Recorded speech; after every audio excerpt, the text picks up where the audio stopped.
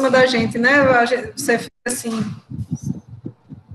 sem saber o que vai acontecer. Não sei se vocês estão nessa também, se passaram por coisa parecida nesse período, mas opa, tem futuro. Que agora, na verdade, a gente está muito mais sofrendo, né, do que várias outras localidades, né, do mundo, mas tudo bem. É o jeito, é o que temos para hoje. Já botei para apresentar? Já? Então, vamos lá.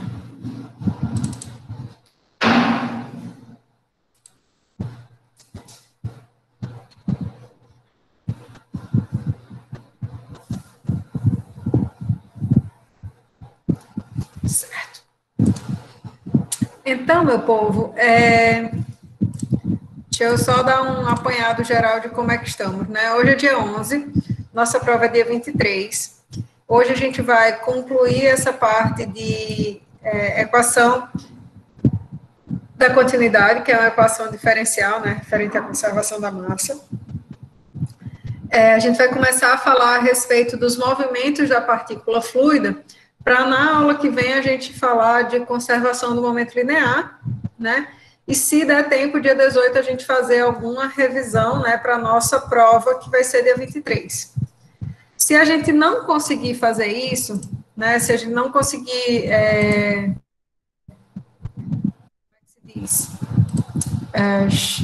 fazer todos os exercícios que a gente deseja fazer, enfim, aqui no canal de fluidos tem... Nossa, como é que é mesmo? YouTube.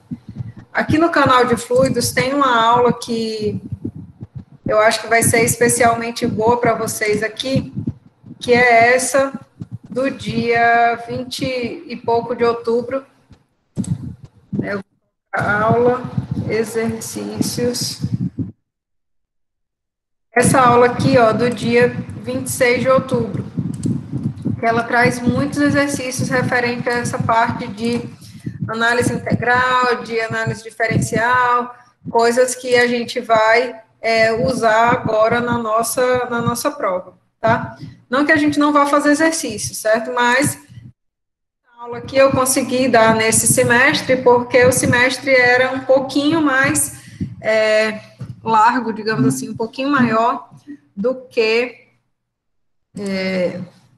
o semestre atual, certo? Então, vocês podem ir lá assistir numa hora que vocês tiverem alguma disponibilidade, tirar dúvidas disso daí para a gente concluir a nossa, para vocês fazerem, né, mais exercícios desse material. Eu também coloquei lá no auxiliar de vocês os exercícios, né, tá. Que negócio chato, eu sei que eu estou apresentando.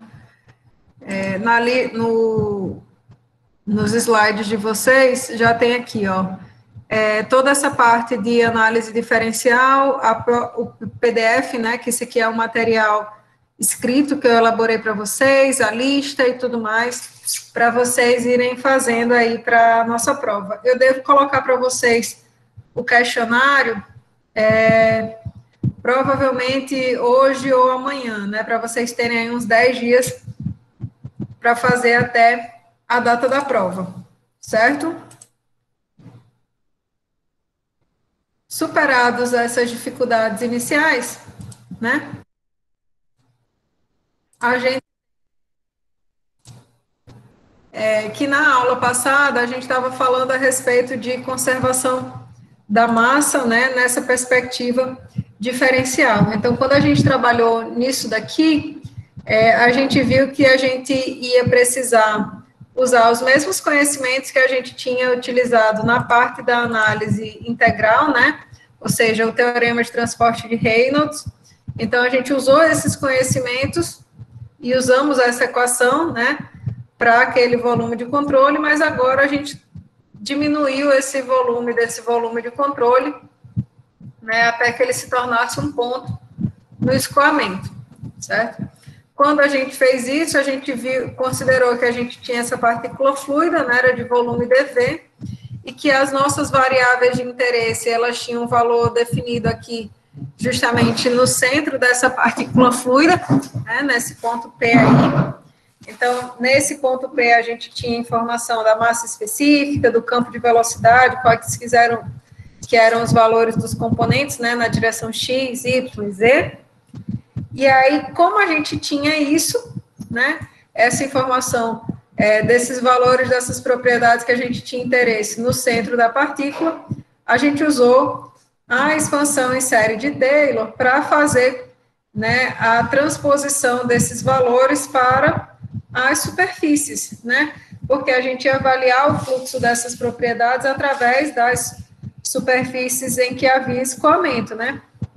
Então, por exemplo, para o produto ρ vezes a componente da velocidade na direção x, u, né, a gente tinha ρu nessa face da direita como sendo ρ vezes u mais ρx do produto ρu vezes dx sobre 2. E os termos de ordem superiores a gente desprezou, né, em função do seu tamanho pequeno. Quando a gente fez isso para todas as nossas superfícies em que havia de fluido, né, a gente verificou que alguns termos, eles tinham sinal positivo, outros tinham sinal negativo, né, e isso se dava justamente em decorrência da distância do ponto em relação à origem, né, aqui na aplicação da expansão em série de Taylor. Quando a gente fez isso, né, esse valor líquido, né, entre entradas e saídas, essa subtração, a gente viu que a gente obtinha a nossa equação da continuidade, né? E que aí vários desses termos também se cancelavam, de tal maneira que a gente ficava com uma equação dessa maneira aqui, né? No final da aula passada, que a gente chamou justamente de equação da continuidade em coordenadas cartesianas, certo? O que a gente vai fazer na aula de hoje agora, né? Mostrar essa equação da continuidade em outro sistema de coordenadas, né? E a gente também vai aplicar essa equação para alguns casos simplificadores e em algumas questões, certo? Então, no caso da gente tratar de maneira enxuta, né, essa nossa equação da continuidade, a gente pode estar optando por utilizar o que a gente chama aí de operador del, né? Então, o produto escalar desse operador del, que é uma quantidade vetorial, ó, ρx na direção x, ρy na direção y, ρz na direção z, quando a gente aplica esse produto escalar desse operador del ao produto ρ vezes o vetor velocidade, né, o campo de velocidade do escoamento, então a gente fica com uma quantidade que é escalar, né? Então, note que essa equação da continuidade é uma equação escalar. Ela não depende, né, da direção, né? A gente não tem aqui nenhuma representação de direção nessa equação da continuidade. E quando a gente opta por representar a equação da continuidade desta maneira, que está destacada aqui em rosa, isso facilita algumas coisas. Por quê? Porque se a gente opta por escrever isso dessa maneira, a gente basta trocar, né, o que seria esse operador del, né, trocar essas derivadas parciais aqui com relação ao sistema de coordenadas, para que a gente passe de coordenadas cartesianas para coordenadas cilíndricas ou polares, certo? Então, bastaria a gente mudar aqui quem que é esse operador, ok? Tomando aí as simplificações possíveis dessa equação da continuidade, a gente tem a primeira, né, que seria a consideração de um escoamento compressível, em que a massa específica, então, é constante, então a gente poderia tirar essa massa específica de todas essas derivadas, né, parciais, e considerar, ó, por ele ser incompressível, que essa massa específica não varia com o tempo, aqui, e aí a gente ficaria com essa expressão, ρu, ρx, mais ρv, ρy, mais ρw, ρz, tendo que ser igual a zero, né? A gente vai ver mais para frente que esse termo aqui diz respeito ao que a gente chama de uma taxa de de dilatação volumétrica do fluido. Então, num escoamento compressível, a taxa de dilatação volumétrica, ela é zero, certo? Então, se a gente quiser verificar se um dado campo de velocidade refere-se a um escoamento incompressível, a gente vê se isso daqui é verificado. Se isso aqui, de fato, acontece, então a gente afirma que o escoamento é incompressível. Se isso não acontece, então o escoamento é compressível. A outra situação clara que a gente conhece é no caso do escoamento em regime permanente. E no caso do escoamento em regime permanente, a única coisa que vai acontecer é que a nossa massa específica, a massa específica desse fluido que está escoando, né, ela não vai variar com o tempo. Mas isso não desobriga, né, não faz com que a massa específica deixe de ser função das variáveis espaciais. Então, o máximo que acontece, no caso do escoamento permanente, é que esse termo daqui, ele fica sendo igual a zero, certo? E aí a gente fica com a nossa equação da continuidade dessa maneira, ok? Para os outros sistemas de coordenadas, pessoal, como no caso aqui, coordenadas cilíndricas, a gente tem uma situação similar à que a gente verificou para o caso de coordenadas cartesianas, né? A gente tem um vetor velocidade, e aí esse campo de velocidade, ele é representado pelas velocidades em cada uma das direções, né? A diferença é que agora a gente trata de uma componente da velocidade na direção radial, né? Um componente da velocidade na direção angular, certo? E um componente da velocidade na direção que a gente chama de azimutal, nessa direção Z, certo? Então, esse campo de velocidade, ele vai ser descrito em termos de Vθ, Vr e Vz.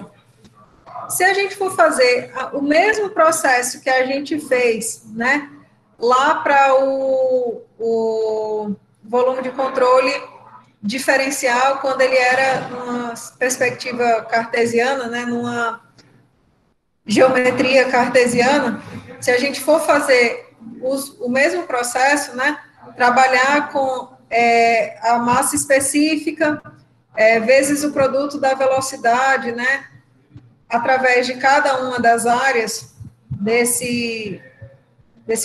dessa superfície de controle, a gente obter esse conjunto aqui de equações, né? Todos esses termos aqui dizem respeito, né, à avaliação do produto escalar ρVdA, né, através da superfície de controle desse elemento. A diferença é que aqui, ó, a gente vai ter que trabalhar, ó, com um dr que varia com a posição angular aqui. Então, a gente tem que trabalhar, né, com essas áreas sendo diferentes, né, na medida que esse dr aqui varia. Então, quando a gente faz toda essa contabilização para esse volume de controle diferencial, a gente obtém todos esses termos daqui, certo? E da mesma forma que a gente fez anteriormente, a gente fala do valor líquido, né? A subtração, né, do que entra, das vazões de entrada com as vazões mássicas de saída.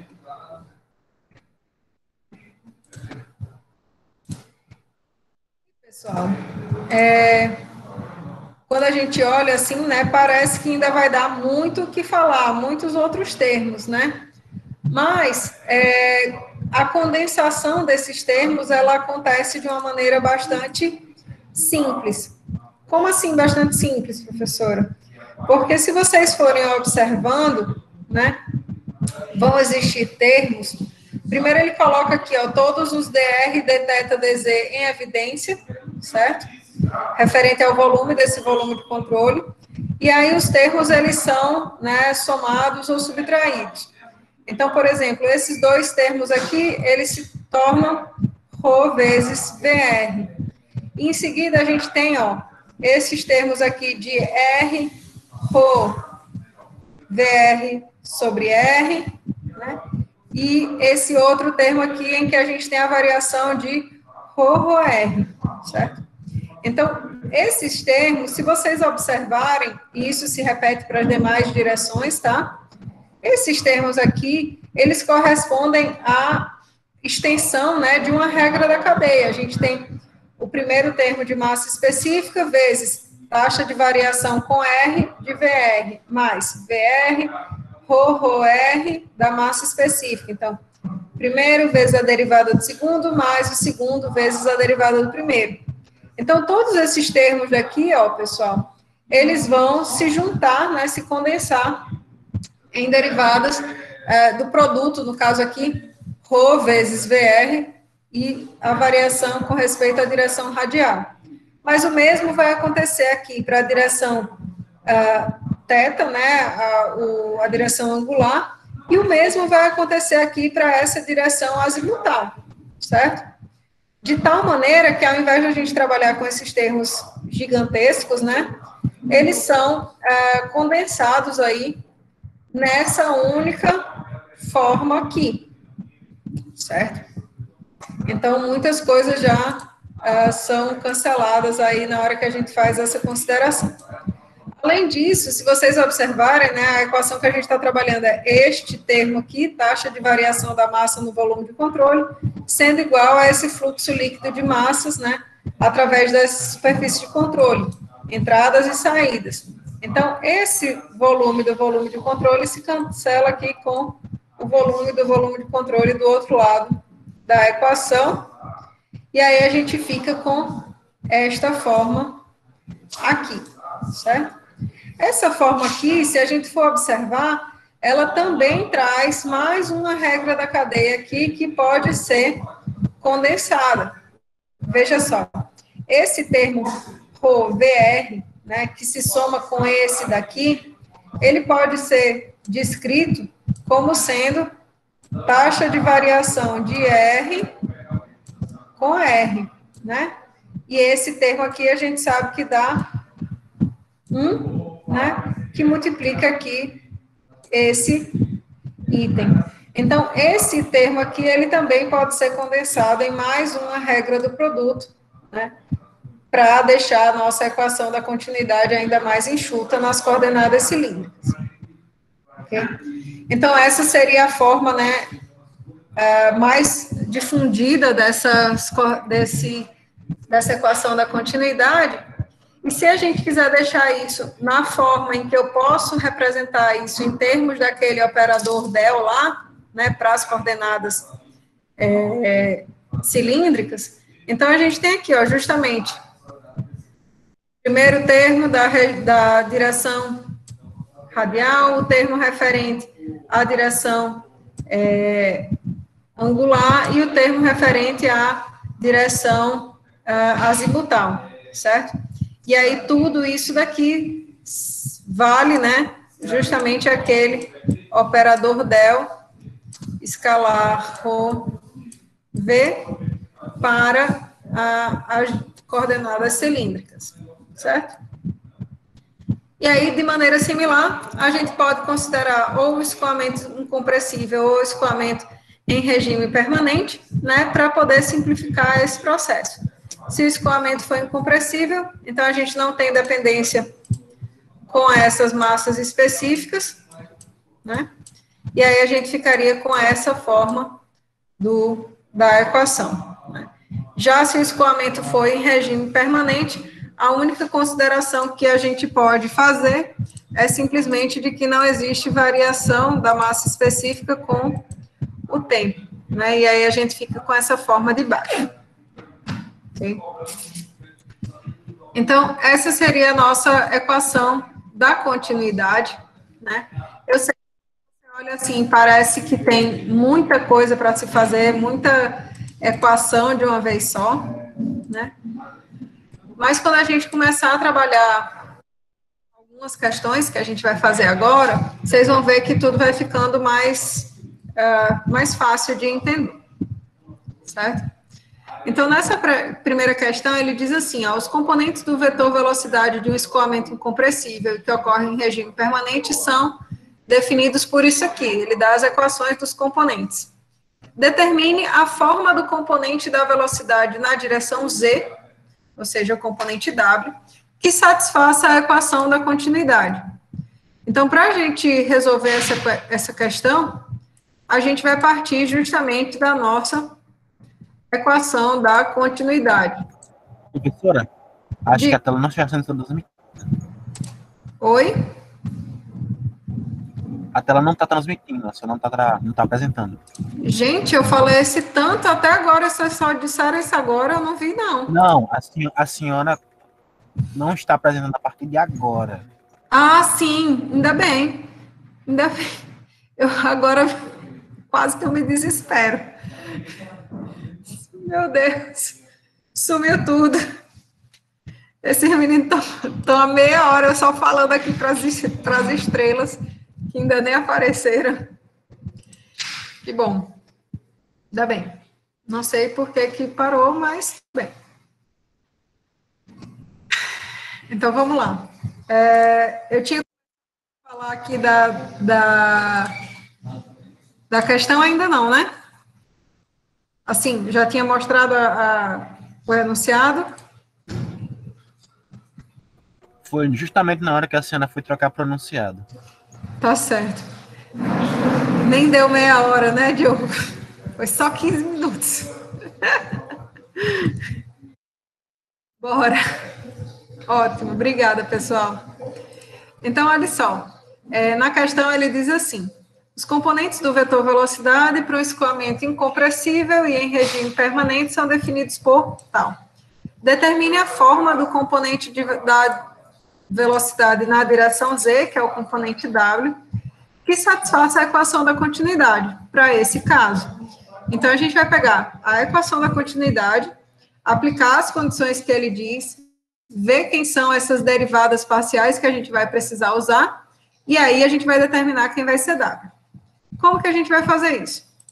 Primeira consideração que ele diz é que esse escoamento, ele ocorre em regime permanente, certo? Então, se ele ocorre em regime permanente, eu não tenho variação da massa específica com o tempo. Vou colocar isso aqui de rosa para ficar, né, igual, tal e qual. Em seguida, né, ele nos dá a informação de que esse escoamento, ele é incompressível. Se ele é incompressível, então todos esses termos referentes à massa específica do fluido, eles são constantes, né? Então, essas variações de massa específica, elas vão ser iguais a zero, certo? Então, eu vou também desprezar aí todas essas variações da massa específica com relação aos eixos coordenados. De tal maneira que a gente ficaria com essa equação aqui, essa terceira, para ser satisfeita, certo?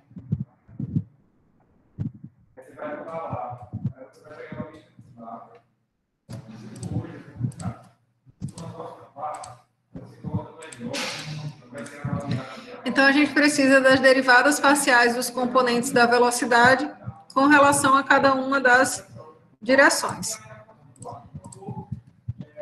A gente sabe que U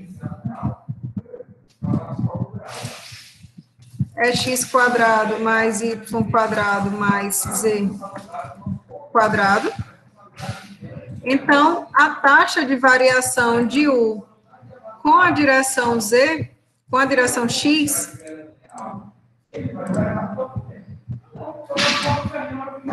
então, a gente fica com 2x, é isso?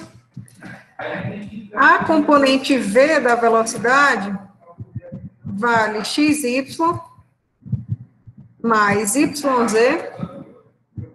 mais z, não é isso? Essa é a componente v da velocidade. E eu preciso também avaliar o próximo termo, né, que é ρv, ρy, dessa equação da continuidade. A derivada de V com relação a Y, a gente vai ver que fica X mais Z, certo? Então, o que a gente vai precisar fazer vai ser simplesmente substituir essas derivadas aqui nessa equação da continuidade para achar quem é W. Então, aqui a gente tem o valor de 2x. Esse segundo termo vale x mais isso.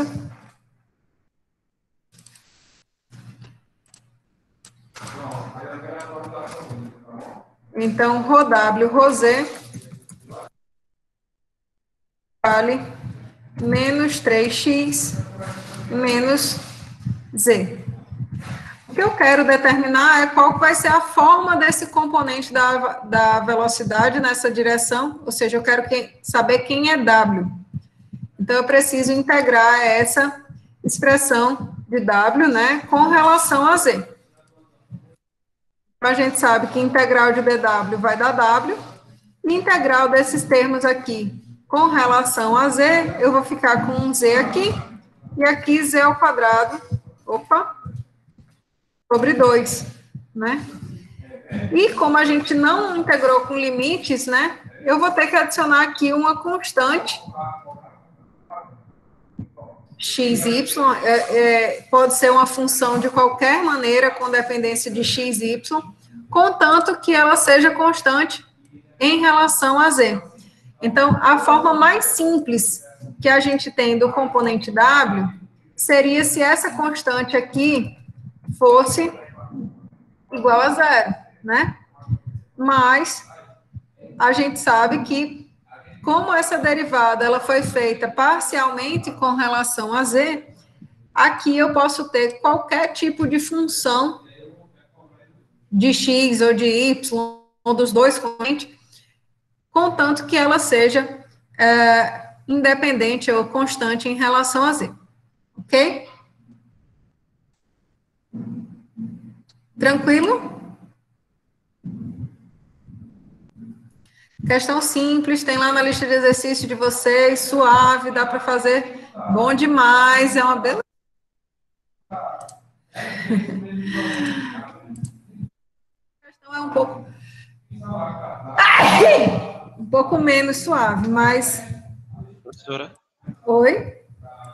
Bom dia, professora. Bom dia, Eu só fiquei numa dúvida. Como o fluido é incompressível e o voo seria constante, não seria o caso dele ser posto para o lado de fora de todas as derivadas, ao invés de desaparecer?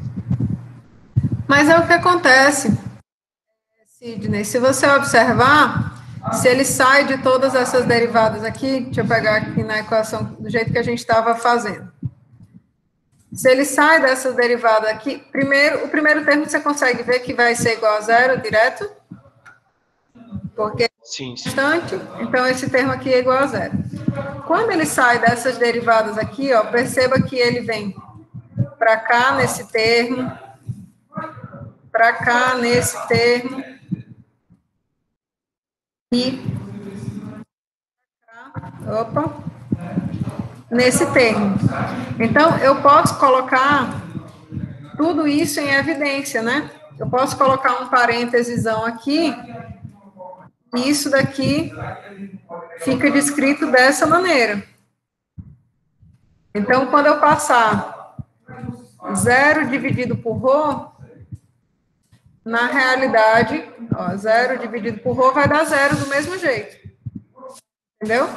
Então, a gente faz, na realidade, exatamente isso que você falou, só que eu fiz, na realidade, um pouco mais ligeiro do que poderia, deveria, queria.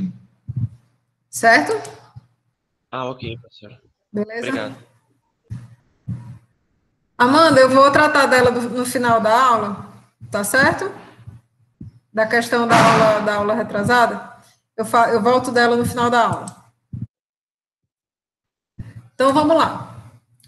Continuando aí nossas avaliações dessa equação da continuidade, pessoal, a gente tem a seguinte situação, né, para a gente trabalhar agora.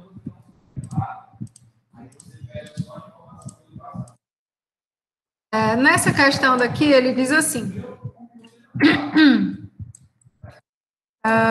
um amortecedor a gás na suspensão de um automóvel comporta-se como um dispositivo cilindro-pistão. No instante em que o pistão está afastado de uma distância L, valendo 15 centímetros, da extremidade fechada do cilindro, a massa específica do gás é 18 quilos por metro cúbico. E é uniforme, né, em todo esse volume. Se o pistão começa a se mover, né, afastando-se da extremidade fechada, com uma velocidade de 12 metros por segundo. O movimento do gás é unidimensional e proporcional à distância em relação à extremidade fechada. Varia linearmente de 0, né, na extremidade, até U igual a V no pistão. Avalie a taxa de variação da massa específica do gás nesse instante, certo? Então, a gente tem essa situação que está descrita aqui na figura, né? Um pistão que se movimenta com velocidade igual a V, no instante que a gente está analisando, a posição dele é L igual a 15 centímetros, a massa específica aqui dentro é de 18 quilos por metro cúbico, e a velocidade segue essa relação linear aqui, né? U é igual a V, menos V0, que seria 0, vezes X sobre L, né? A gente tem essa relação linear, conforme ele fala aqui na questão. Então, se a gente for tratar, como ele pede para a gente avaliar a taxa de variação da massa específica, ele quer que a gente determine como que ρ varia com o tempo, né? Então, a gente vai partir dessa equação da continuidade e fazer as nossas considerações, certo? Então, a primeira consideração que a gente deve fazer diz respeito ao fato dele dizer na questão, primeiro, que o movimento do gás é unidimensional. Se ele é unidimensional, então, ele só depende de uma única direção. Então, a gente pode desprezar essas variações com as outras direções, porque não tem o componente da velocidade nessas direções. Então, a gente ficaria com essa expressão aqui para a nossa equação da continuidade.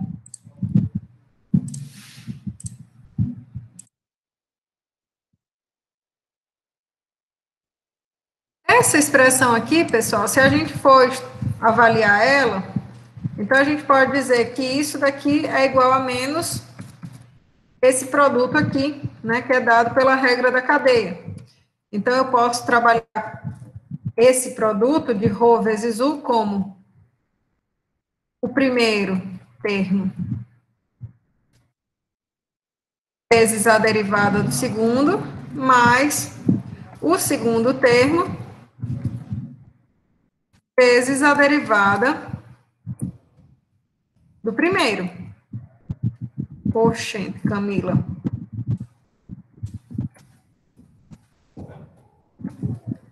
Certo? Vezes a derivada do primeiro. Então, essa seria a nossa expressão para a equação da continuidade nesse caso. Ok? Se a gente for observar essa expressão, ele diz também na questão que a massa específica do gás, nessa condição que a gente está analisando, ela é uniforme. Se a massa específica do gás é uniforme, significa que não existe variação da massa específica com a posição X. É a mesma massa específica em todo esse volume de controle. Então, a gente tem essa expressão aqui como sendo a nossa expressão de trabalho, certo? E aí, olha a belezura do negócio. Na questão, ele já diz para a gente que U segue uma relação linear com a posição, né? U vale V sobre L vezes a posição X. Então, ρU, ρx, é a derivada dessa componente da velocidade com a direção X, ρU, ρx, todo mundo consegue ver que vai ser V sobre L? Então, essa é a derivada do nosso perfil aí de velocidade nesse nosso escoamento. Então, esse termo representa V sobre L, certo? Para a gente poder determinar qual que vai ser a massa específica num instante t específico, a gente precisa obter qual que é a expressão para essa massa específica, certo? Rho em função do tempo. Então, a gente vai pegar isso aqui tudo, né? E vai determinar uma expressão para Rho em função do tempo. Como a massa específica não depende nem de x, como a gente viu, nem de y, nem de z, só depende de t, então a gente pode deixar de trabalhar com essa derivada parcial para trabalhar com a derivada total, certo? E aqui eu estou justamente separando essas variáveis. Se vocês observarem esse processo daqui, vocês talvez concordem comigo que a posição L, num instante qualquer, ela vale uma posição L inicial,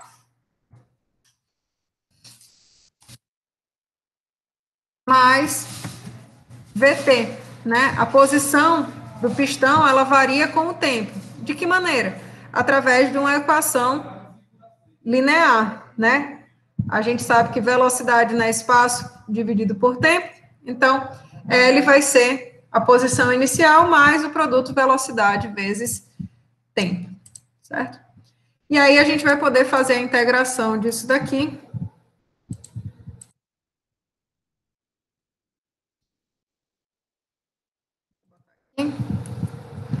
A gente vai poder integrar essa expressão aqui para determinar qual que vai ser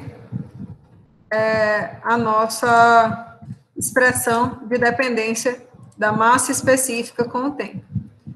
Então, num instante de tempo t0, a gente tem a massa específica valendo ρ0, e num instante de tempo t qualquer, essa massa específica vai valer ρ.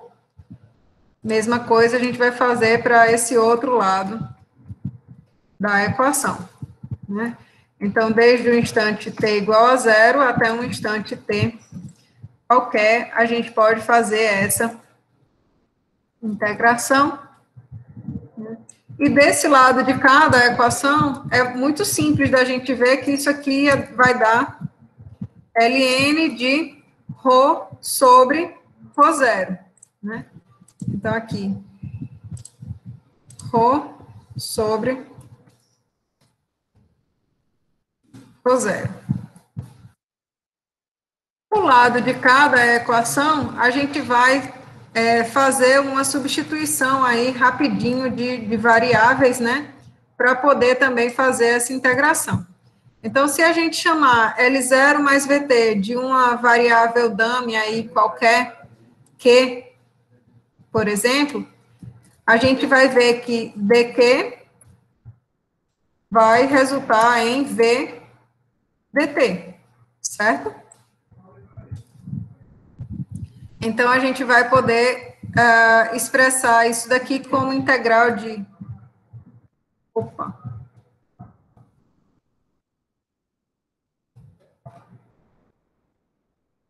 dq sobre q, né? Que vai produzir para a gente menos ln de q, que seria essa variável dummy da gente. Oh, caramba! Então, menos ln. E aí a gente pode voltar para a condição, né, dessa variável. Então, aqui a gente teria L0 mais VT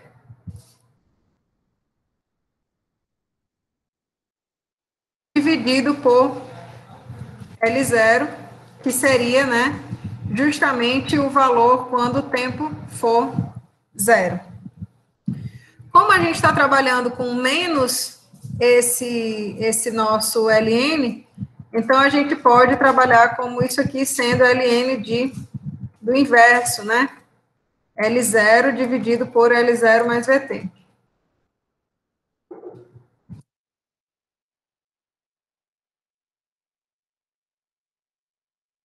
Ok?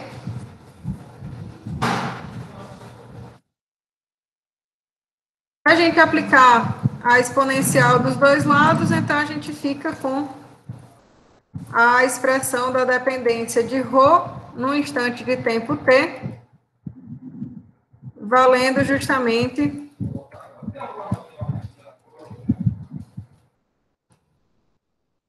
ρ0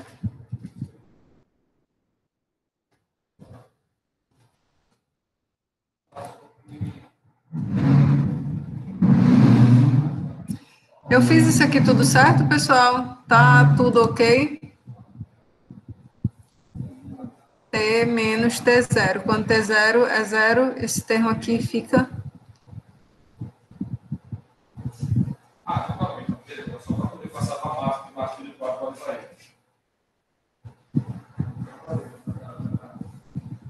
Tá tudo ok, meu povo? Vocês estão encontrando algum erro aí nessa minha resolução? Algum sinal errado? Tá tudo ok? Tá tudo de boa, professor. Parece que tá tudo bem, né? Vamos ver se dá tudo certo mesmo.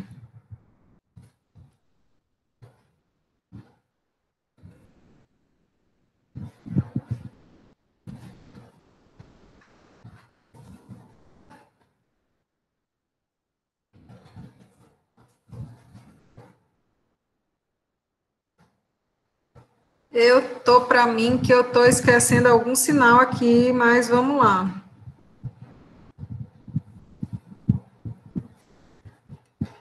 Bom, então, essa seria a nossa expressão aí para a dependência dessa massa específica com o tempo, né?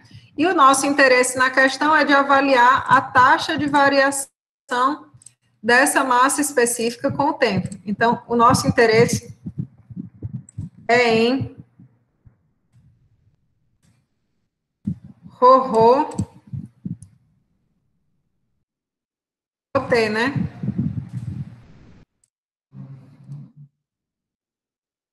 Então, a gente vai trabalhar com a derivada dessa expressão.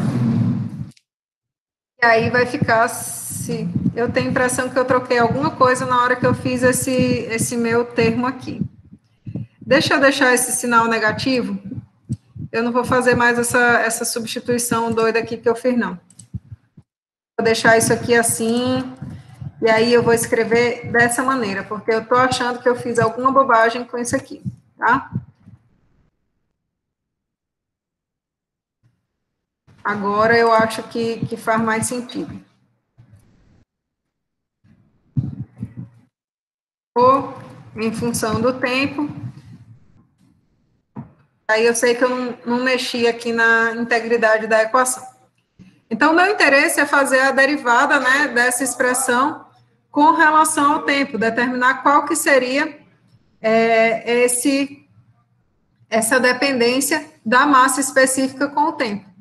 Então, a gente consegue ver que a derivada dessa expressão aqui, com relação ao tempo, ia dar menos ρ0 vezes V sobre L0.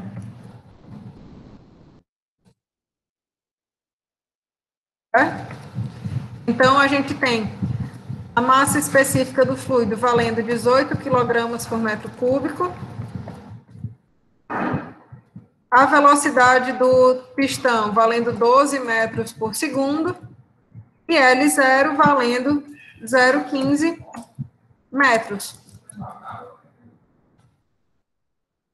Então, com isso, a gente consegue avaliar essa taxa de variação da massa específica do fluido. Isso aqui dá menos 440 quilogramas por metro cúbico vezes segundo.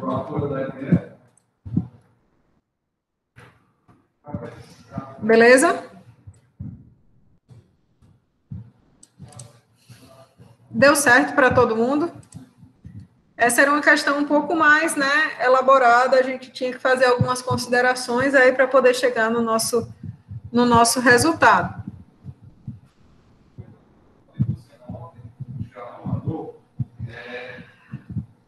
Tranquilos? Deu certo para todo mundo? Veja só, o que a gente fez nessa questão? A gente pegou a equação da continuidade, fez as simplificações devidas, né, que tinham escrito aqui no próprio enunciado, expandimos essa regra da cadeia aqui em 2 termos, verificamos que esse termo daqui ele era 0 pelo fato de a gente ter uma massa específica uniforme em todo o volume, né? E aí a gente chegou na expressão para taxa de variação da massa específica como função da derivada desse perfil de velocidade. Então, a gente pegou o perfil de velocidade, calculou quem era ρ, ρx e obtivemos uma expressão, certo? Para a gente poder calcular essa taxa de variação no instante que se pede na questão, a gente pegou essa expressão, né, integrou ela nos limites referentes à questão. Quando a gente fez essa integração, a gente obteve a expressão de como que a massa específica dependia do tempo, que era a variável do nosso interesse, e como a gente queria calcular essa taxa de variação da massa específica, a gente pegou essa expressão genérica, né, para a massa específica como dependente do tempo, e derivamos com relação ao tempo. Quando a gente fez essa derivada, a gente obteve um valor aqui, né, de expressão, e substituímos justamente os itens que tinha lá no enunciado, certo? Foi esse o procedimento que a gente realizou. Ok?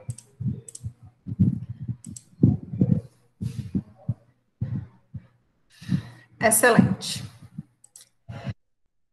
Então, meu povo, sendo assim, a gente já viu algumas situações que vai usar essa equação da conservação da massa, tá? Lá na lista que eu coloquei para vocês, tem mais situações para vocês tentarem fazer. E agora, a gente entra na temática da cinemática da partícula fluida. Porque o que acontece? Quando eu falei para vocês de como que ia ser o andamento do nosso curso, eu disse para vocês, ó, a gente vai fazer análise diferencial da equação da conservação da massa e da equação de conservação do momento linear, certo? Então, quando a gente fala em conservação do momento linear, a gente fala em atuação de forças, né? Então, eu preciso avaliar as forças que atuam sobre uma partícula fluida, né? Quando ela está escoando, nesse escoamento que eu vou descrever pela análise diferencial. E para eu avaliar essas forças, né? Eu preciso avaliar a aceleração dessa partícula fluida. Então, a gente sabe que força é massa vezes aceleração, e para a gente fazer isso, né, para eu saber como que essa partícula acelera ou desacelera dentro de um campo de velocidades, a gente precisa justamente descrever como que essa partícula fluida se movimenta. Então, a pergunta que a gente quer responder agora é a seguinte: sabendo que as partículas estão inseridas num campo de velocidade, esse campo de velocidade ele vai ter valores diferentes em diferentes posições do nosso campo de escoamento, né? E a cada instante de tempo, esse campo pode ser referente a um regime transiente, por exemplo, né? Então, sabendo que essas partículas estão inseridas nesse campo de velocidade, como que essa partícula se move? Ela se acelera, ela se desacelera, né? Que forças que vão surgir em decorrência disso? Então, são essas as perguntas que a gente quer responder. Então, a partícula fluida, dentro desse campo de velocidades, ela vai se movimentar muito. Eu não lembro o nome desse personagem aí, desse filme do Madagascar, eu acho que é Glória, né? Mas a Glória se remexia muito, e aí a partícula fluida também vai se remexer muito dentro desse campo de velocidades. O movimento da partícula fluida, inclusive, ele vai ser sobreposto, né? Ela não vai só sair de um canto para outro. mas ela vai poder estar sofrendo rotação, ela vai poder estar sofrendo deformação, e aí a gente pode decompor esse movimento que é complexo da partícula fluida em alguns modos, né, individuais, e esses modos a gente pode tratar, né, separadamente. Então, a gente pode ter um movimento complexo como esse, né, da partícula fluida, em que ela muda de posição, rotaciona, se deforma e tudo mais, e decompor ele em 4 tipos de movimentos isolados, certo? E aí todos eles ocorrem ao mesmo tempo, né? Isso se soma, mas matematicamente a gente trata isoladamente para facilitar e permitir justamente o tratamento analítico disso aí.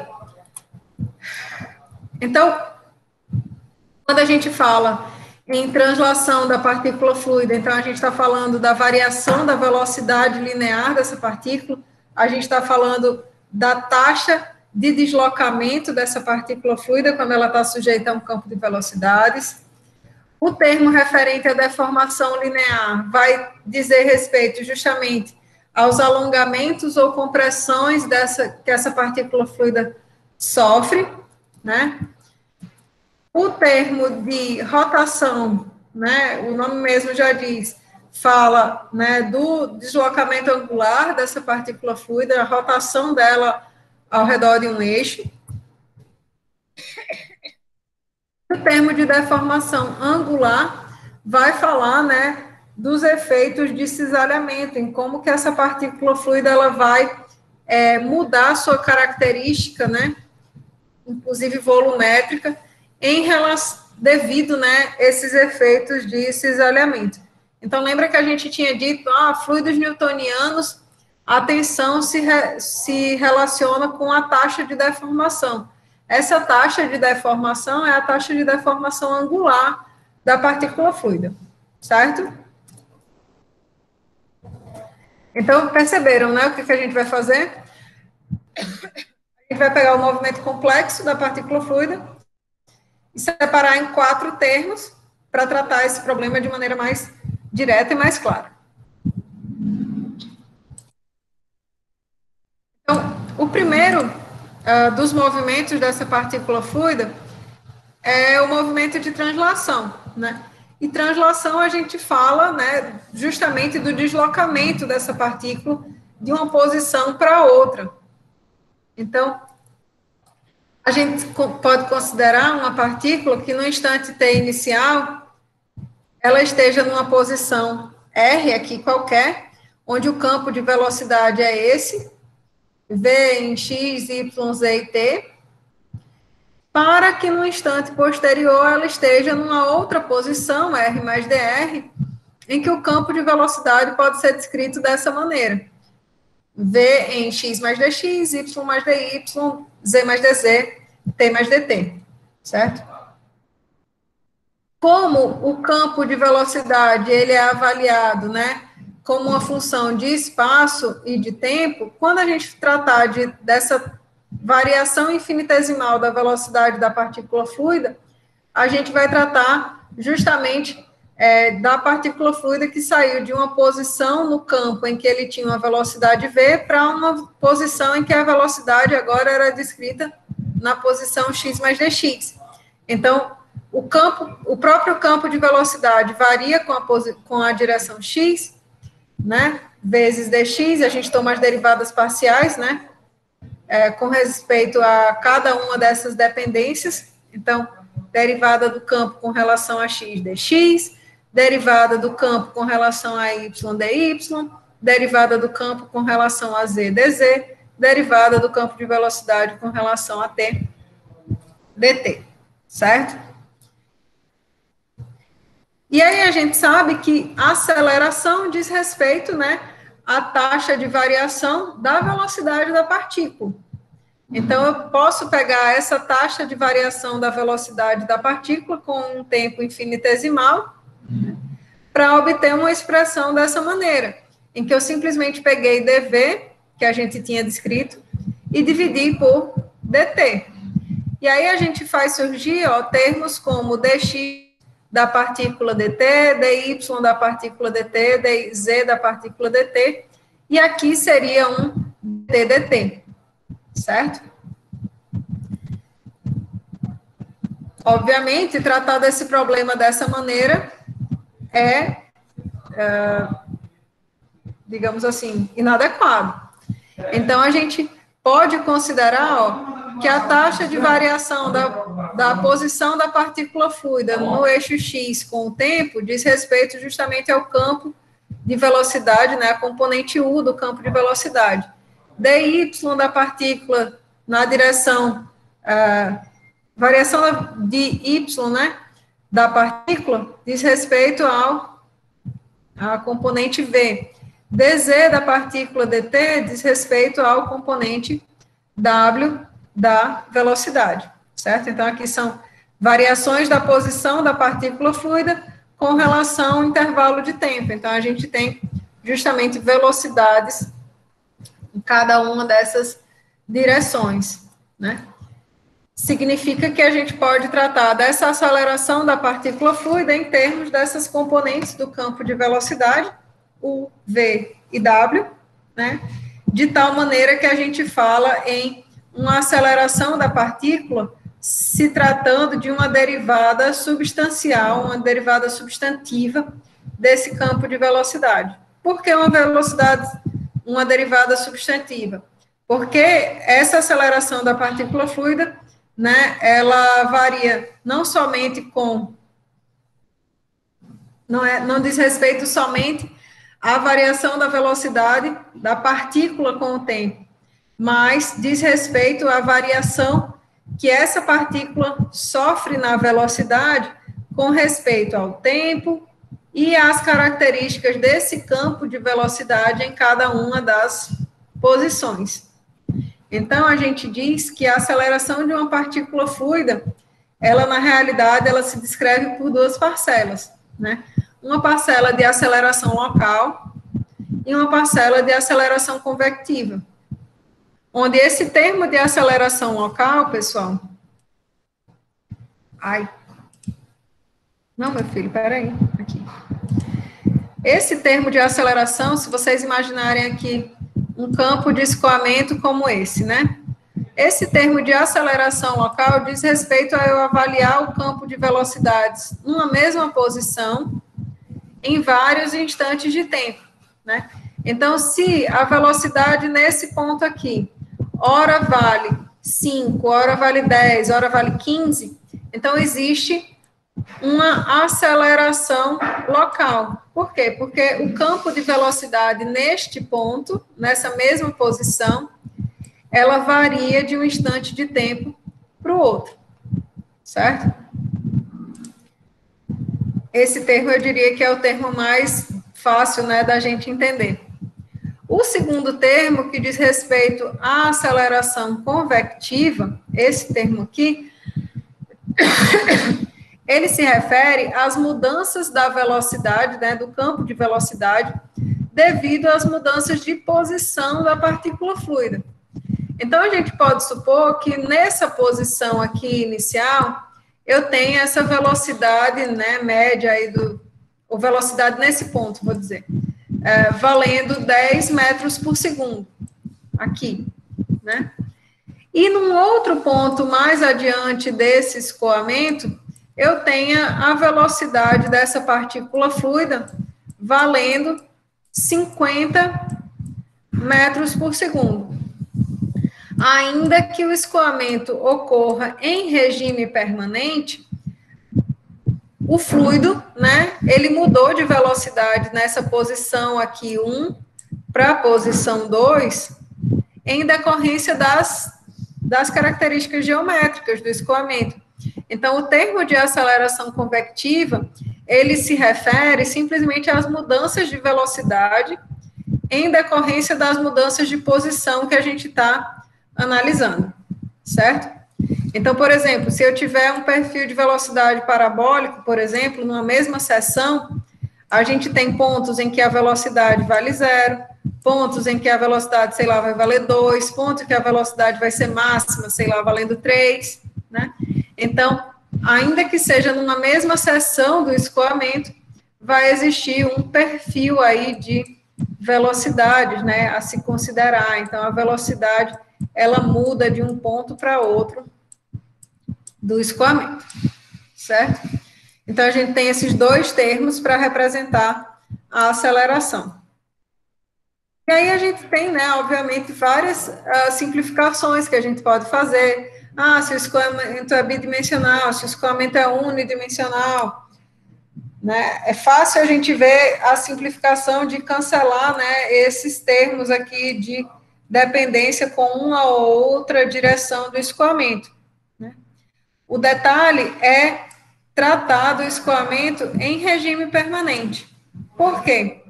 Porque a pessoa tem vontade de dizer assim, a aceleração é dV/dt.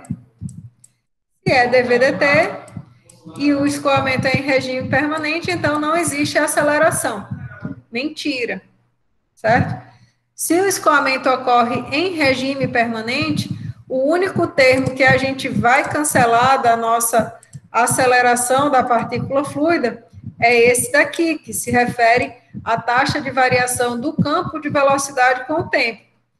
A partícula fluida ainda pode sofrer todas as variações de velocidade com respeito às dimensões, aos eixos coordenados, certo? Então, a gente tem essa aceleração da partícula fluida, mesmo no escoamento em regime permanente, ela sendo representada aí por um valor, né? A gente tem a possibilidade de a partícula fluida acelerar ou desacelerar dentro de um campo de escoamento, ainda que se trate de escoamento em regime permanente.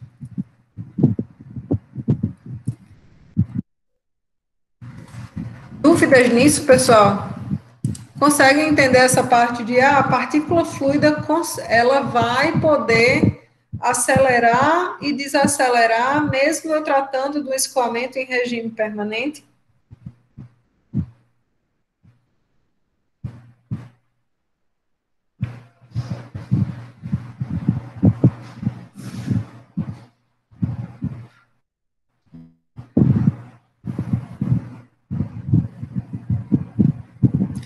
Bom,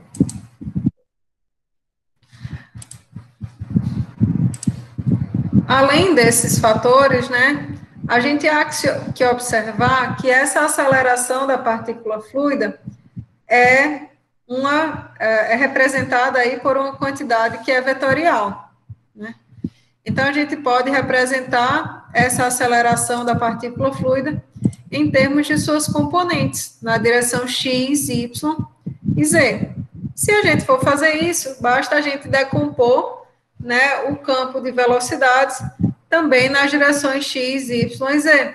Então, ao invés de eu trabalhar com ρ, vzão, ρt, eu posso trabalhar com ρt da componente u, para esses termos de aceleração aqui na direção x, posso trabalhar com vzinho na direção y, com w na direção z. Conseguem ver agora a importância da gente descrever corretamente quem que é cada um dessas componentes da velocidade? Porque vai ter situações, pessoal, em que vocês vão trabalhar com todas essas equações. Então, se não escrever direito quem é quem, vocês vão se misturar com muita facilidade. Tem termo, ó, que a gente está com 2 vezes todos juntos. Então, é importante que consiga distinguir quem é quem, certo? Alguém pediu para falar? Sim, professora. Nesses casos, assim, que cada componente não existe derivado substancial, né? De cada componente? Sim, tem derivada substancial, sim, ó. Veja só. A componente U da velocidade, a componente U, ela é função também de x, y, z e t. U é função de x, y, z e t. Então, quando eu for tratar da aceleração da partícula fluida na direção x, eu vou tratar da derivada da componente U com relação ao tempo, da derivada da componente U com relação a x, da derivada com relação a z, da derivada da componente com relação a z, certo? Então, essas derivadas aqui, elas também são derivadas, se eu quisesse representar isso aqui através de uma derivada substantiva, né, substancial, isso aqui seria feito dessa maneira.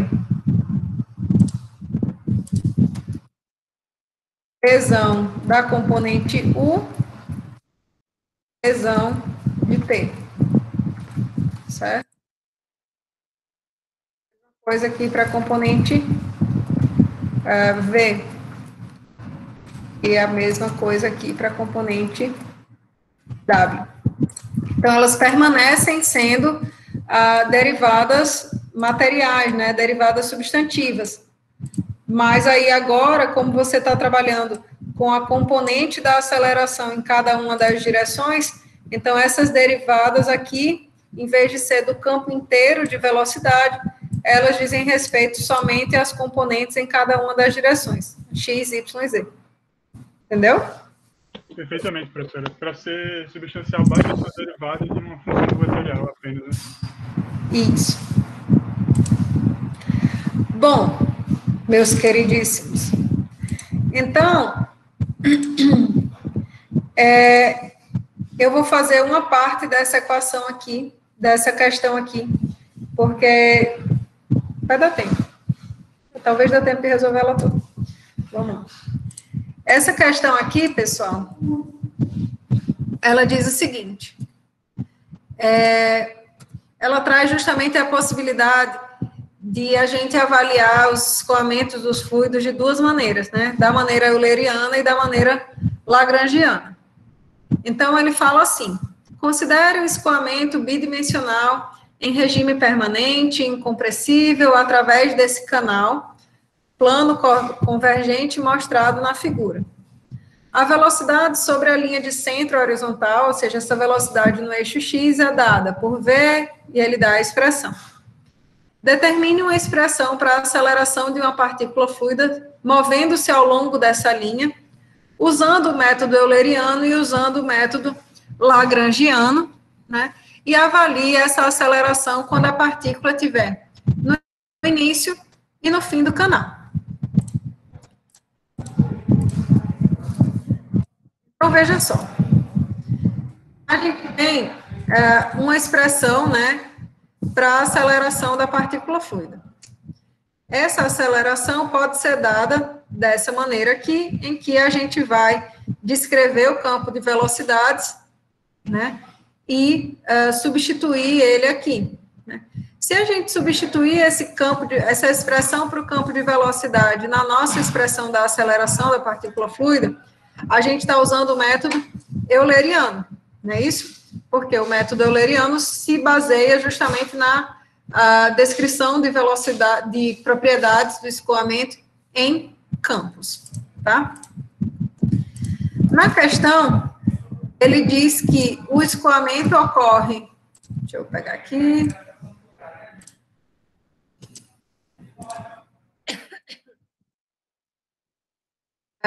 que esse escoamento ocorre em regime permanente,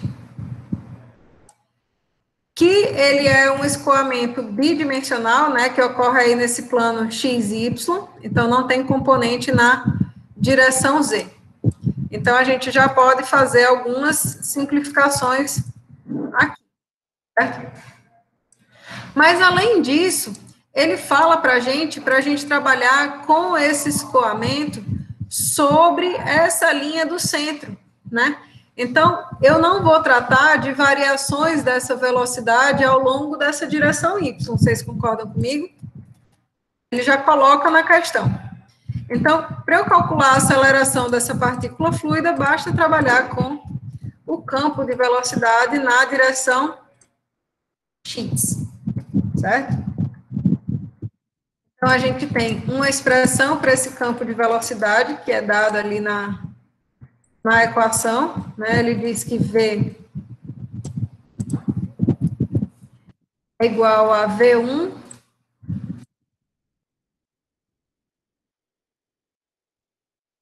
igual a V1 que multiplica 1 mais x sobre L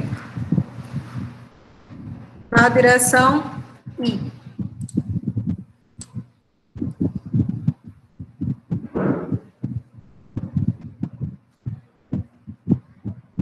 Mas cadê o chapeuzinho aqui?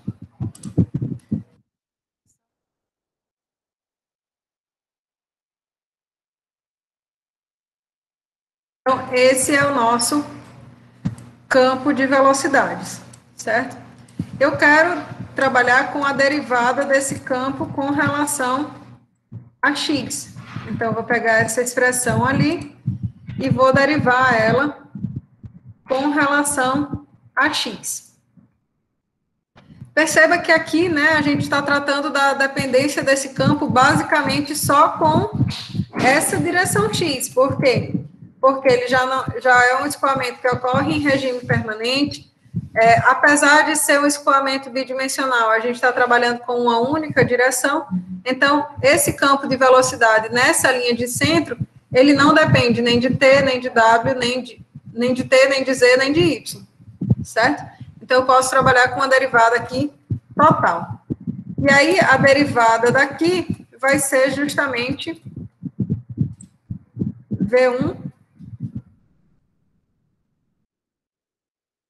que multiplica V1 sobre L, não é isso?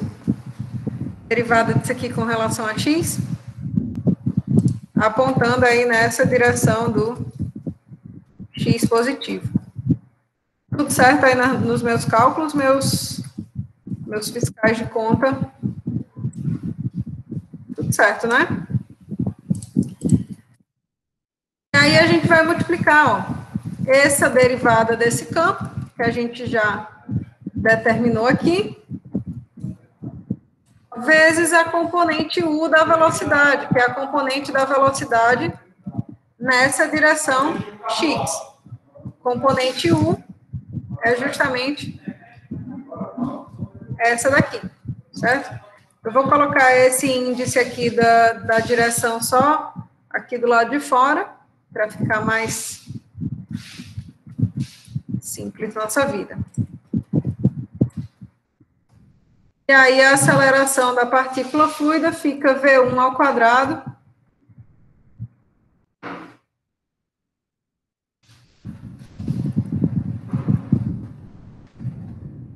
dividido por L, que multiplica 1 mais x sobre L, certo? Se a gente quiser avaliar essa aceleração da partícula fluida quando x for igual a zero, quando x for igual a zero, ou seja, no início desse canal, a gente consegue ver que esse valor da aceleração vai dar justamente V1 ao quadrado sobre L. Se a gente quiser avaliar no final do canal, quando x... Ai, meu Deus. Calma. Ups. Quando x valer L, né? Então, a gente vai ficar com essa expressão aqui. L sobre L vai dar 1 aqui, 1 mais 1 dá 2. Então, 2 V1 ao quadrado sobre L. Certo? Se a gente quiser, pessoal, usar o método lagrangiano, a gente vai pegar essa velocidade aqui, considerar como sendo a velocidade da partícula fluida num instante t, certo? Para a gente achar a nossa aceleração, eu tenho que calcular a derivada dessa velocidade da partícula fluida com respeito ao tempo, e aí eu vou achar a expressão para essa aceleração da partícula fluida. Vai dar o mesmo resultado, certo? Mas vocês vão ver que pelo método lagrangiano, vocês vão rodar muito mais para chegar nesse resultado do que através do método euleriano, certo? Eu deixo para vocês fazerem isso aqui como exercício, e aí vocês podem, né, Isso aqui eu acredito que, inclusive, é um exemplo lá do Fox. Então, vocês podem verificar lá se bateu os cálculos de vocês. Ok?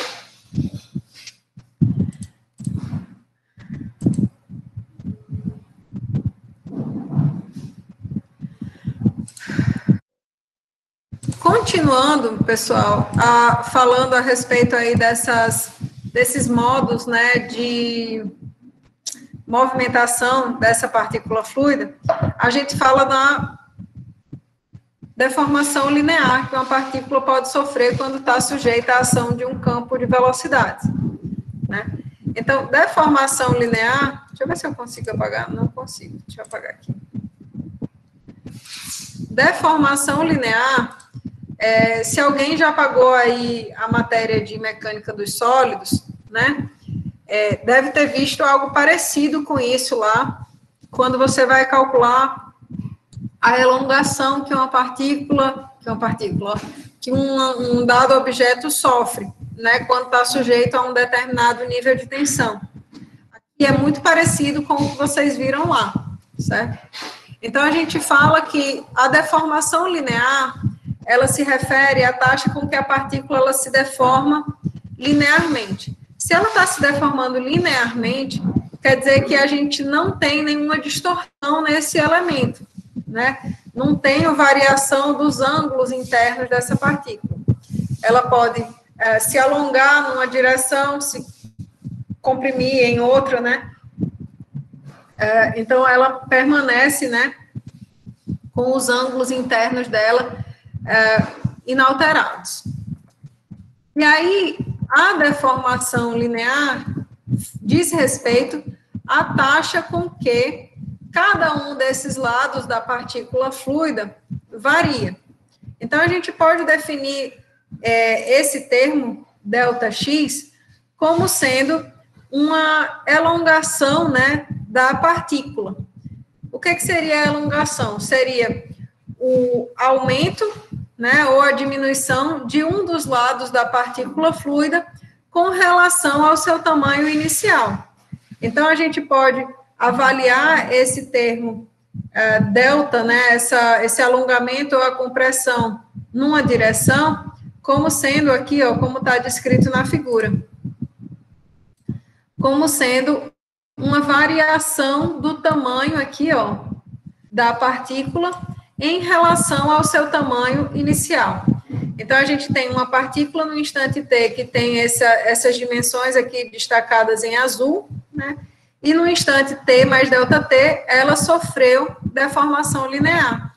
Então, por exemplo, nessa direção x, a gente teve um aumento aí de ΔΕ nesse comprimento, certo?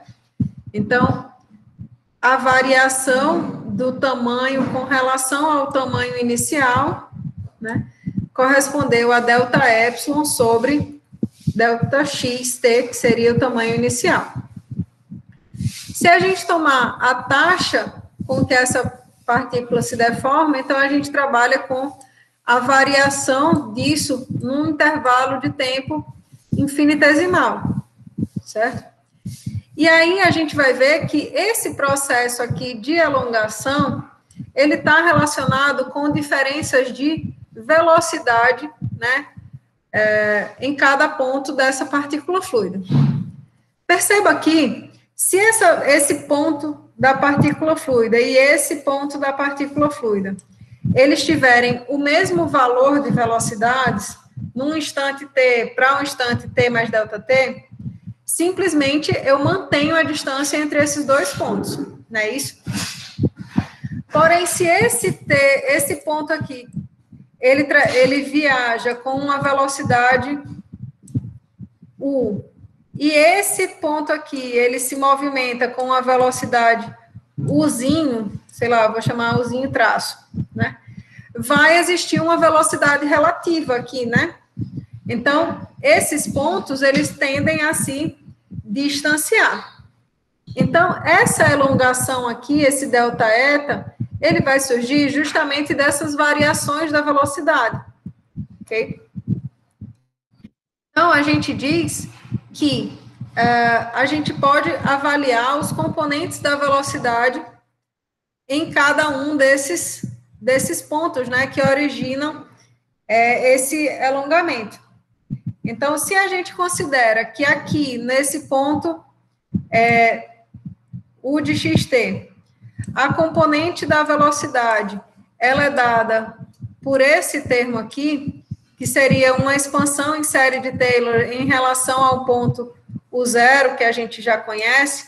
Então, U0 mais ρu, ρx vezes a distância, né, delta xt.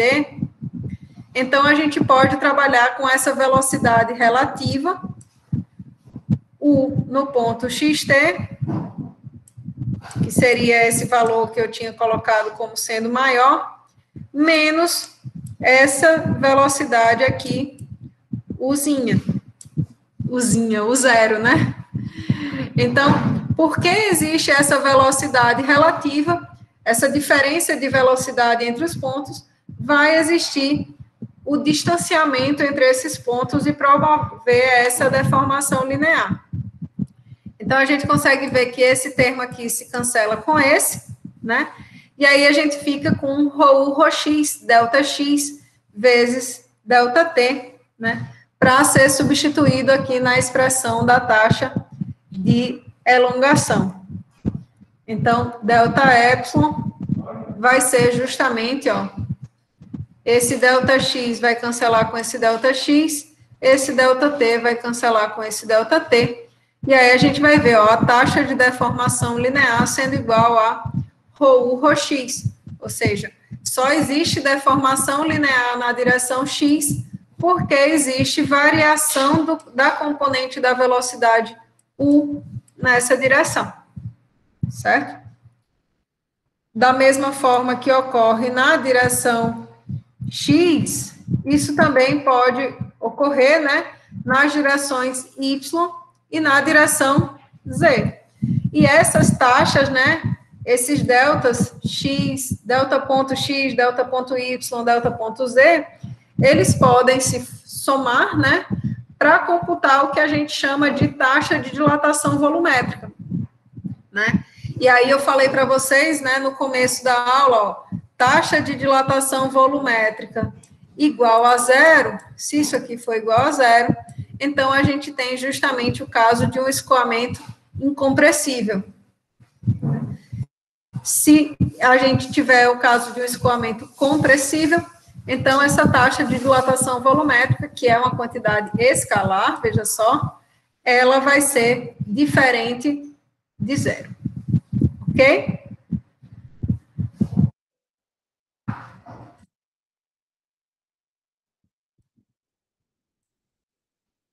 Era isso por hoje, meu povo.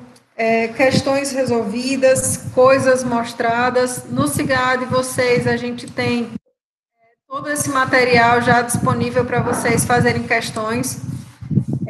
A gente tem uma atualização no quadro aí de monitores. O Hugo agora ele foi para outra oportunidade aí de bolsa, então esse horário aqui de atendimento ele não está mais disponível, terça e quinta de noite, certo?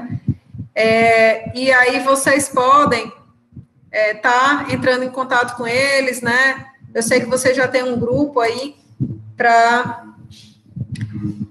trabalhar. Vinícius, eu respondi quase todos os e-mails. Eu não sei se eu respondi todos. Ainda chegou e-mail ontem atrás de prova, de coisa de correção de prova. Eu não sei se eu já respondi o seu. Você era o quê? Me mande novamente, porque pode ser que eu já tenha visto, tentado responder e ficou no limbo, tá? Obrigada. Sim, eu vi o seu e-mail, Ítalo, hoje de manhã, mas ainda não consegui responder, tá certo? Vou olhar a sua questão lá.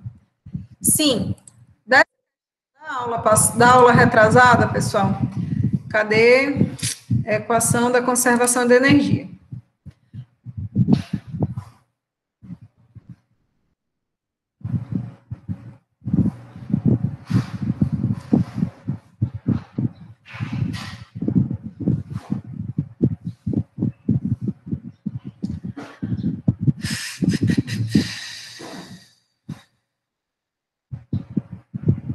Será que era essa?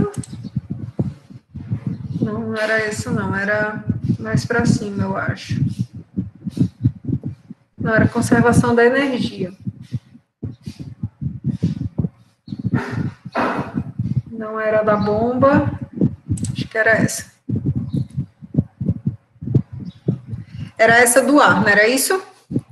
A questão que eu tinha colocado para vocês era referente ao fato de a gente não ter a massa específica do ar numa seção lá, na seção de saída, e aí eu propus que poderia resolver isso usando,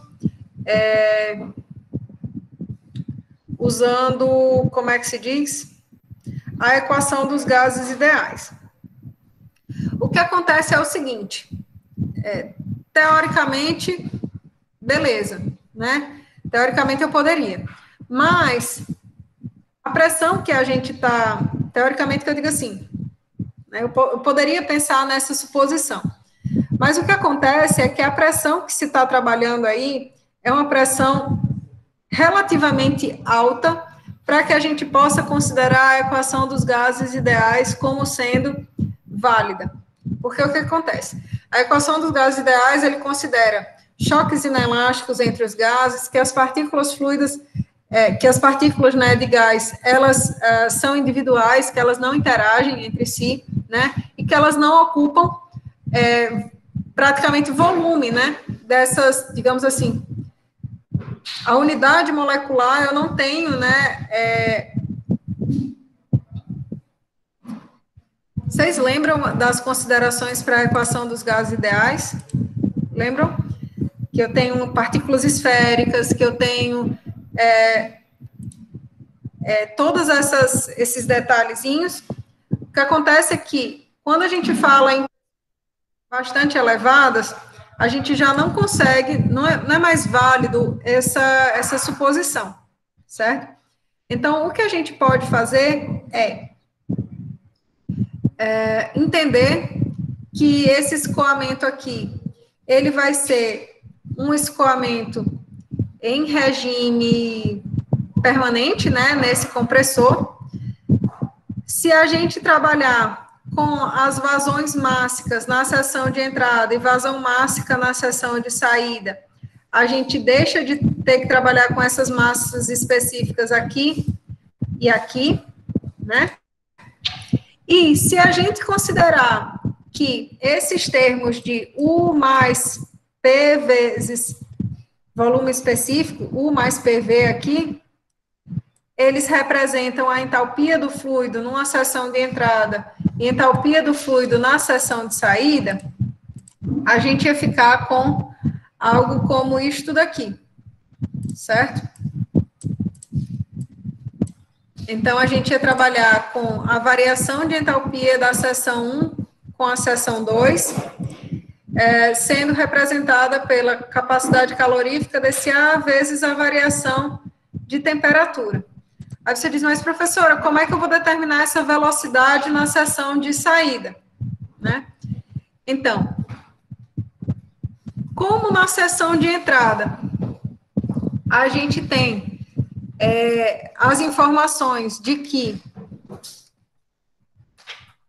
na verdade, o que vai acontecer é o seguinte, a gente tem a vazão mássica, né, representando por ρ vezes velocidade vezes a área, e a gente vai aplicar isso para a seção de saída, considerando que, apesar do ar entrar num compressor, a massa específica dele não se altere. Não vale, eu poderia dizer, não me pergunte por que a massa específica dele não se altera. Mas a questão é que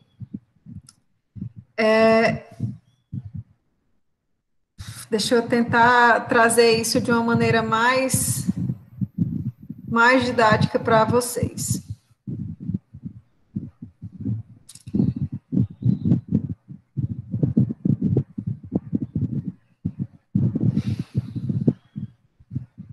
Teoricamente, né, eu não posso usar aquela equação dos gases ideais, como eu falei para vocês.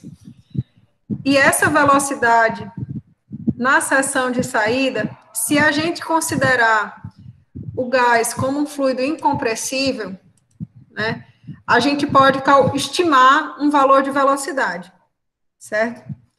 Se a gente estimar esse valor de velocidade através dessa informação, né, da massa específica do ar, estimei, né, esse valor de velocidade. Se esse valor de velocidade, ele atender aquela situação em que o número de Mach é menor do que 0,3, então eu posso ainda supor que esse escoamento ele é incompressível, certo? Então, quando a gente faz isso, né, a gente usa a informação de que a vazão máxima na seção de saída é igual a isso aqui, e a gente avalia, né, com o valor da massa específica na seção de entrada, que seria o valor conhecido, né, 1,23. Qual que seria a velocidade do escoamento? Isso é uma suposição, né? Se essa suposição de que o escoamento é incompressível, ainda que seja de ar, dentro de um compressor, se essa suposição for verdadeira, então o número de Mach tem que ser menor do que 0,3, certo? Como esse cálculo produz um número de Mach menor do que 0,3, então a gente pode utilizar isso para a nossa determinação, certo?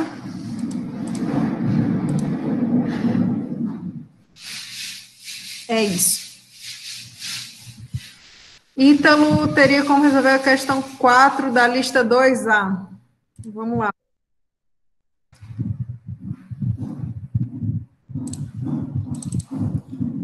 Lista 2A. Questão 4.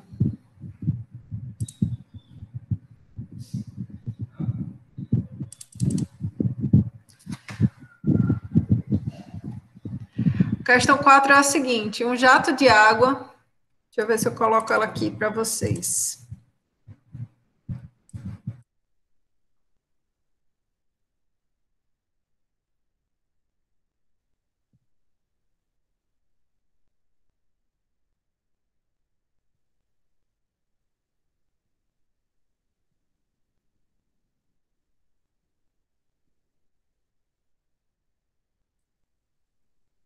A gente tem um jato de água que ele é direcionado para esse aparato aí.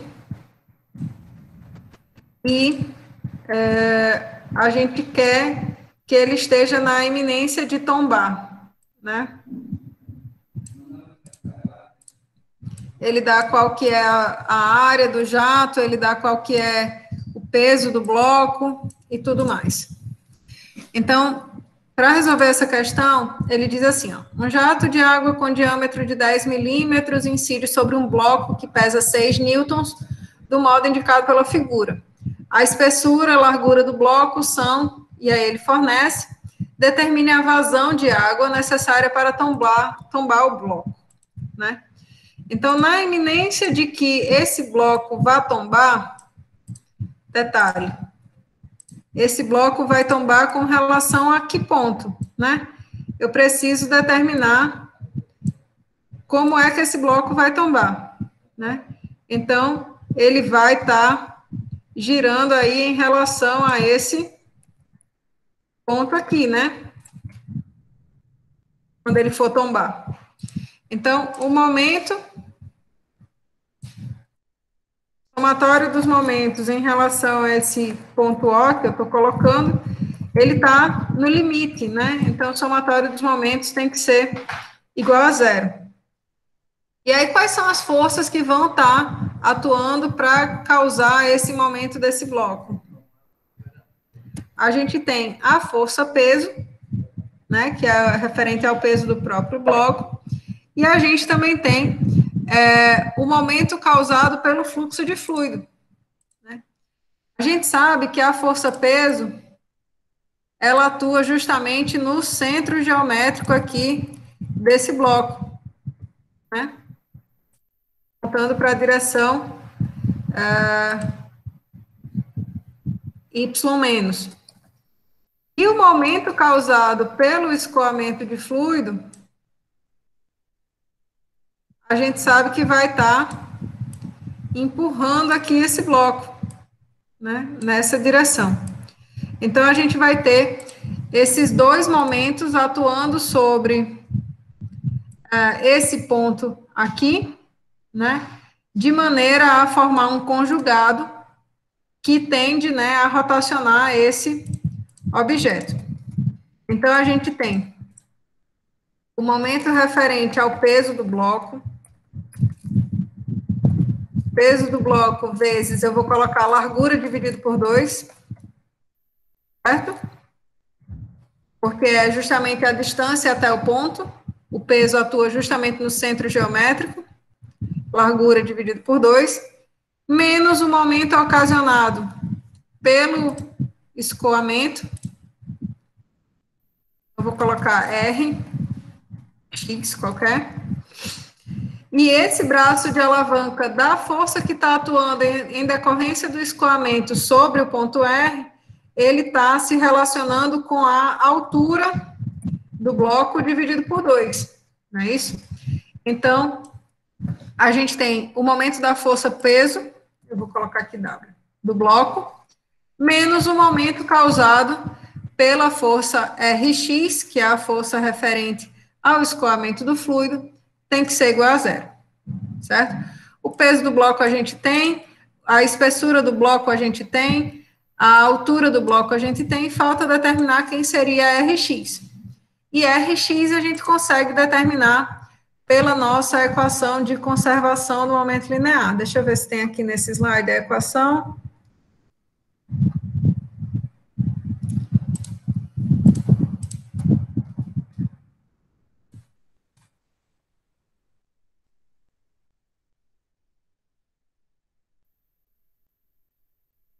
Então, a gente vai pegar um volume de controle, né, referente a esse escoamento de fluido, pode ser esse volume de controle aqui.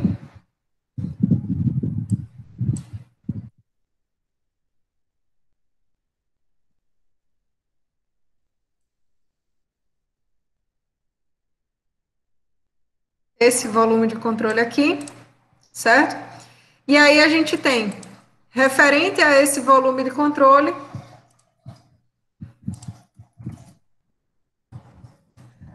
o fluxo de fluido na superfície de entrada aqui,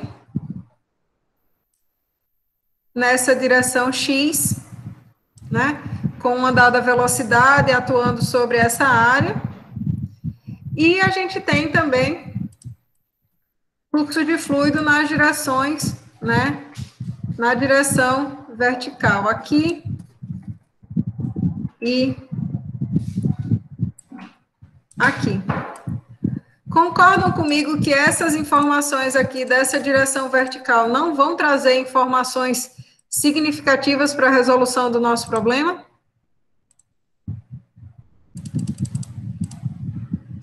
Então, eu vou deixar elas como sendo não importantes. Por quê? Porque o que a gente está procurando determinar aqui é justamente qual é a força que esse jato de fluido que escoa para dentro do volume de controle com a velocidade V promove, né, sobre esse bloco. Então, se a gente considerar esse escoamento em regime permanente,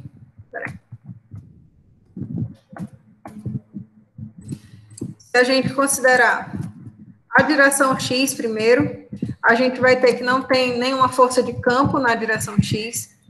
A força de reação é a única força de superfície que a gente tem, certo? Se esse escoamento for em regime permanente, esse primeiro termo, ele é igual a 0.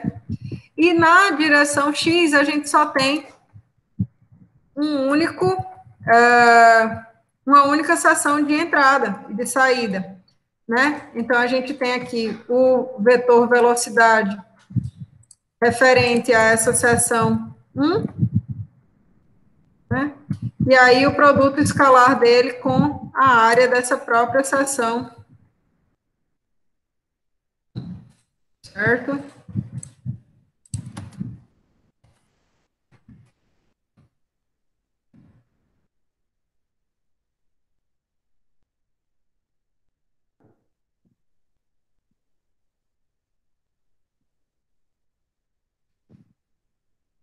Então, V1 está apontando numa direção que eu vou atribuir como X positivo, né? V1 vale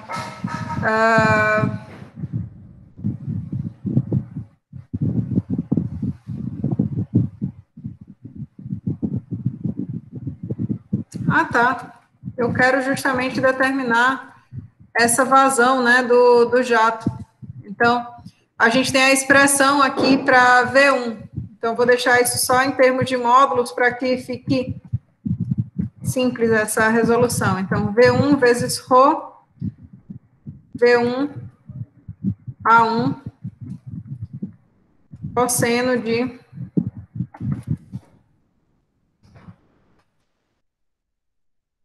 o ângulo formado entre V1 e A1 é de 180 graus, né? Se eu estipular que Rx aponta justamente nessa direção do X positivo,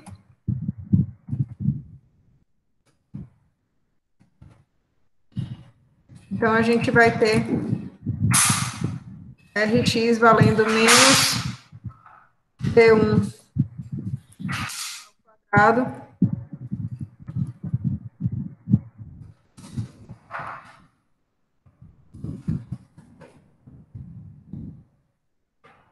certo?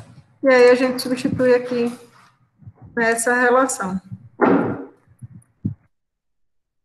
peso do bloco vale 6 newtons. A largura do bloco, a espessura desse bloco é 15, então 15 milímetros.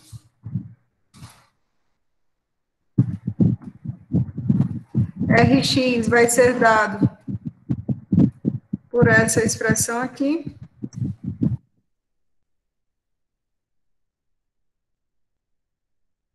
E A é justamente 0,10 dividido por 2.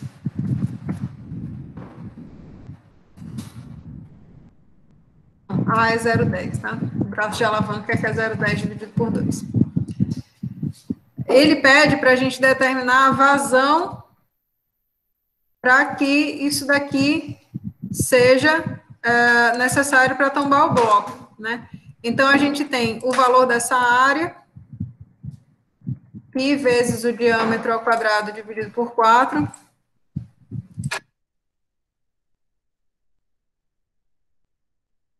O diâmetro vale justamente 10 milímetros, e aí a gente tem aqui a massa específica do fluido, valendo 10 a terceira. Com isso, você determina a velocidade, né? E para determinar a vazão de água, é simplesmente velocidade vezes a área. Ok?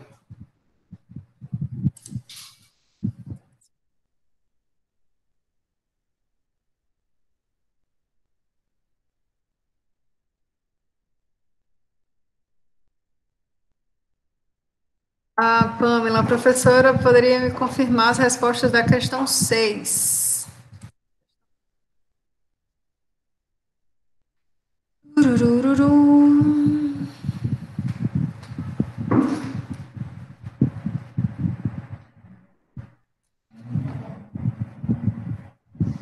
Deixa eu ver aqui se eu ainda tenho as respostas dessas questões, Pamela.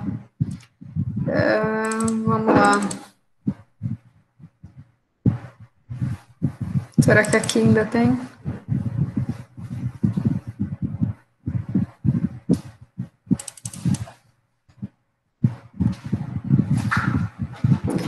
Velocidade, 1.243 metros por segundo, a força deu 78,3 newton.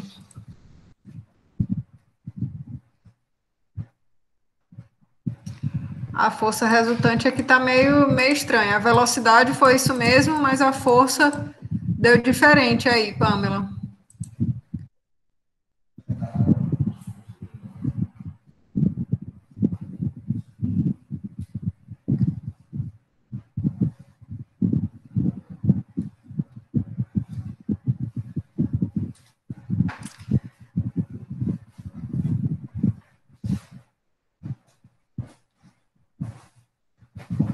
A força, praticamente aqui, Pamela, você vai calcular como sendo esse mesmo produto aqui.